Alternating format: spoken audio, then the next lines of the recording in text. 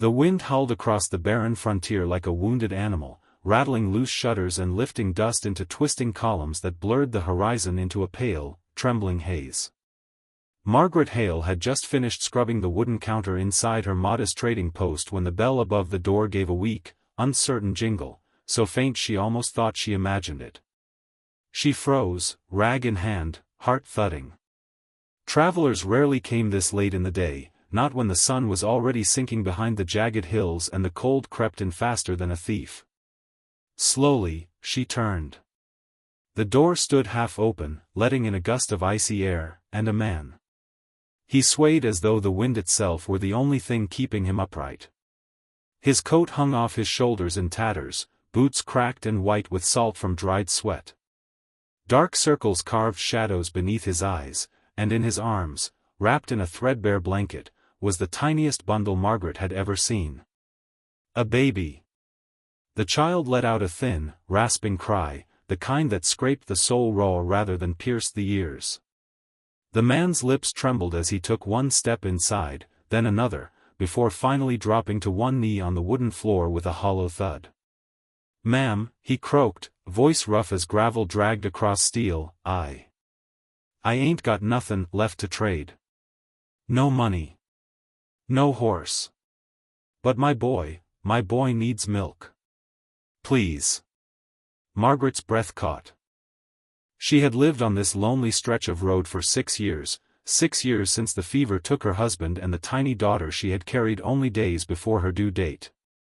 6 years of surviving storms, bandits, drought, and the ache that never truly left her chest.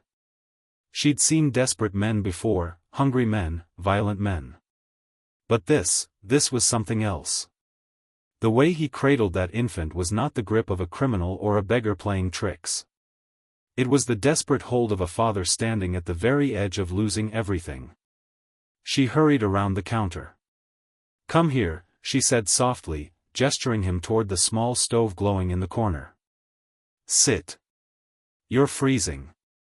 He obeyed at once, collapsing onto a chair while tightening his hold on the bundle as though afraid someone might tear it from him. Margaret knelt in front of him, carefully peeling back the blanket. The baby's cheeks were hollow, lips pale, eyes squeezed shut in exhausted misery. A sick, familiar fear twisted in her stomach. She had seen this before in other travelers' children. Hunger this deep didn't wait long. "When did he last eat?" she asked. The man swallowed. "Yesterday mornin'. His mama, she passed 2 days ago. We was crossin' the plains when she took ill. I tried. Lord knows I tried, but there ain't been a drop of milk anywhere. Every homestead I reached was empty." The word struck her like a hammer. Margaret's hands trembled as she brushed the baby's forehead. He was burning cold and hot all at once, the strange, frightening temperature of a body giving up. "What's his name?" "Thomas," the man whispered. "I'm Eli Carter." Margaret stood abruptly and crossed to the cupboard, pulling down a small tin of powdered milk, her last. She hesitated, calculating how long it had to last her, then shoved the thought aside. Some things were more important than inventory. She mixed the milk with hot water, tested it on her wrist, then returned. But as she tried to coax the liquid between the baby's lips, Thomas barely stirred. Her chest tightened.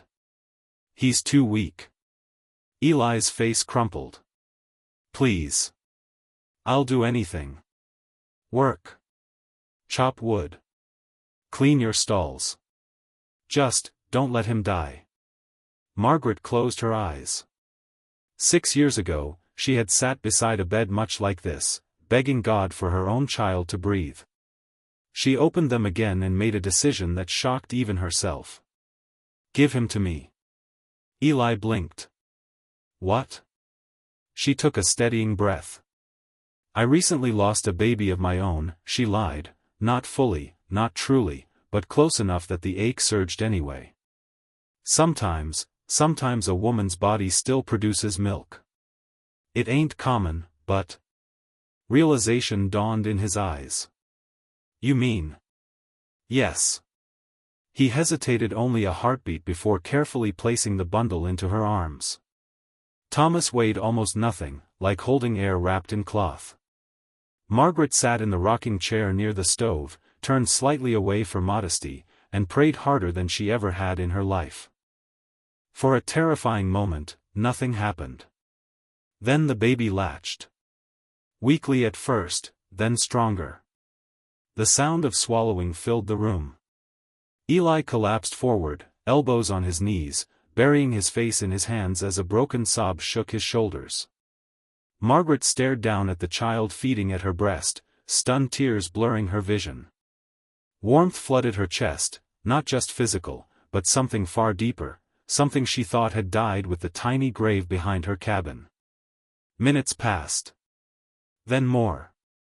Thomas's fists unclenched. His cries faded into soft, satisfied noises. Margaret brushed a finger along his cheek. "That's it, little one, stay with us." When she finally finished, Eli looked up, eyes red and shining. "You saved him." She shook her head. "He ain't saved yet. But he's fightin'. That night, she gave them her spare room. And long after the lamps were extinguished, Margaret lay awake listening to the baby breathe through the thin wall, realizing something inside her had shifted forever. Morning light crept through frost-rimmed windows, painting pale gold stripes across the floorboards when Margaret woke. For one confused instant, she expected silence, the lonely stillness she had known for years.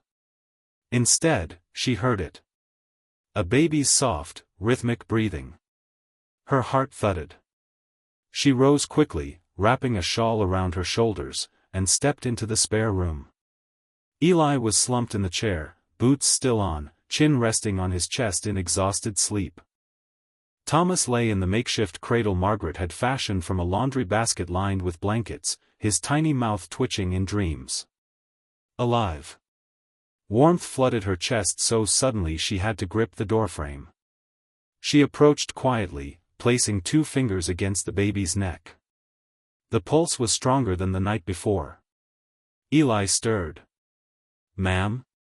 "Morning," she whispered. He did good overnight. The relief that crossed his face was raw and unguarded. "I kept checking his breath every 10 minutes. She smiled faintly. "I know the feeling." She fed Thomas again, and this time he latched eagerly, drinking like he meant to make up for every lost hour. Eli watched in stunned silence. Afterward, Margaret handed the baby back. "He'll need to eat every few hours. I don't rightly know how to thank you." She studied the man, really studied him this time. Beneath the grime and hollow cheeks was someone younger than she'd first thought, shoulders stooped from worry rather than age. "Where you headed?" "Didn't know," he admitted. "My wife's people were in Kansas, but I ain't got a horse now. Lost him to exhaustion 2 days back." Margaret nodded slowly. "You can stay a spell. Winter's comin' hard. I could use help around here." His eyes widened. "You'd let us?" "I ain't much for charity," she said gently. "But I do trade. You work, you eat." Emotion tightened his throat. "Yes, ma'am. Anything." Days turned into weeks. Eli repaired fences, chopped firewood, and restocked shelves from deliveries. Thomas grew plumper, cheeks rounding, cries growing louder and healthier. And Margaret. Margaret felt something she hadn't dared in years. Purpose. Each feeding tied her closer to the child in ways she couldn't explain. She learned the exact crease of his brow when he was hungry, the soft sigh he made when he slept, the way his fingers curled around her own. One evening, while snow whispered against the windows, Eli spoke quietly over supper.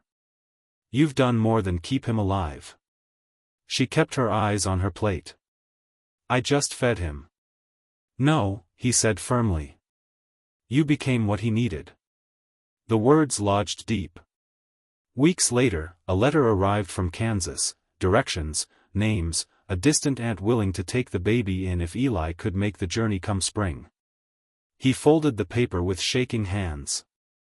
Margaret watched from the doorway, chest tightening in a way she didn't want to examine. That night, after feeding Thomas, she lingered longer than necessary, rocking him near the fire. "You're leavin'," she said softly. Eli nodded. "When the thaw comes." Silence stretched. Finally he added, "I don't know how to take him from you." Her throat burned. "He ain't mine." But they both knew the lie in that.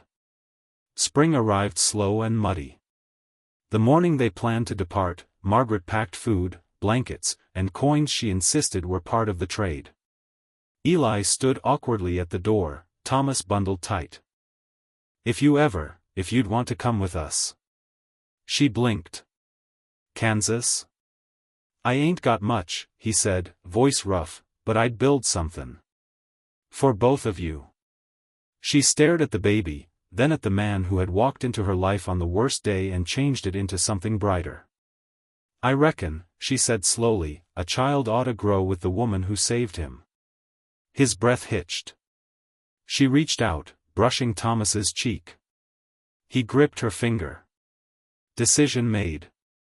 If you enjoyed this heart-stirring frontier tale of sacrifice, love, and second chances, don't forget to subscribe to the channel, like the video, and turn on notifications so you never miss another powerful story from the wild American frontier, where broken souls find hope, and strangers become family.